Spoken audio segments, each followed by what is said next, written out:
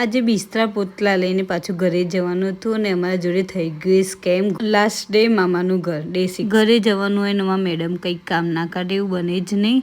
તો એને ચોખા મોવાના કાઢ્યા હતા તો અમે ચોખા મોઈ લીધા. પહેલાં થોડું કામ પતાવી દીધું, પછી ચોખા મોઈ લીધા. અને આ મેડમ ક્યાંક જઈને આવી હતી, જો લોટવાળી થઈને આવી હતી. પછી આજે લાસ્ટ ડે હતો તો મેં કંઈક વિચાર્યું કે કંઈક સારું બનાવીને જવું.